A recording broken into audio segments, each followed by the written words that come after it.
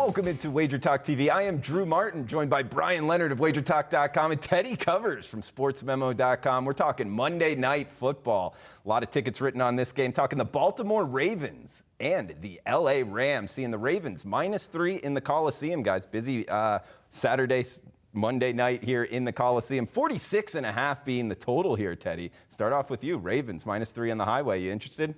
So my powering number for this game came at Pick'em, and I've got Baltimore ranked number 3. So I clearly have the Rams power rated higher than the rest of the betting market does right now. All right. Baltimore, I mean, number 3 in the NFL. I have the Patriots and the Saints higher than the Ravens. And it really, if you look at the course of the last 6 weeks, you can make a case that Baltimore is the best team in the NFL. I'm not ready to do that just based on, I still think that when you talk about upside, the Patriots and the Saints have to be ranked higher than Baltimore. But I clearly have the Rams rated higher than the market does right now. And I understand the struggles they've had offensively, with their receiving core banged up and Jared Goff struggling. I also saw them move the football against an elite defense last week. And I also believe in Wade Phillips and a Rams defense that's been getting stops all year, even when the offense has been struggling. So, my number says I can only take LA in this spot. And I'm not looking at Baltimore. I think Baltimore, for as good as they played, the bargains on the Ravens have come and gone in the marketplace. Would you agree, Brian? Yeah, I do agree. And you talked about the defense for the Rams. Last 4 weeks, they've given up a total of 44 points. Only 3.3 yards per carry. I think that's really important when you're going against this Baltimore team with obviously the running quarterback. 5.7 yards per carry on the season for Baltimore. Just tremendous. And when you do that, you don't have to pass the football. When you don't pass the football, you don't turn the ball over. And this worked really good for Baltimore this year. The question I have is Baltimore right now, I just happen to see that they're 1 to 500 to win the division at this point. They're a lock to win the division.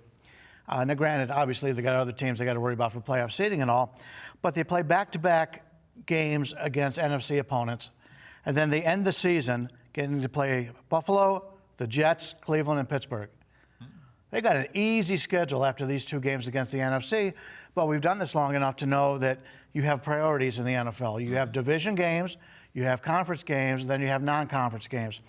So the next 2 weeks, really, for Baltimore, it's sort of like they're playing with found money. And you talked about the Rams. The Rams in this situation with the division that they're in, they need every win they can get at this point.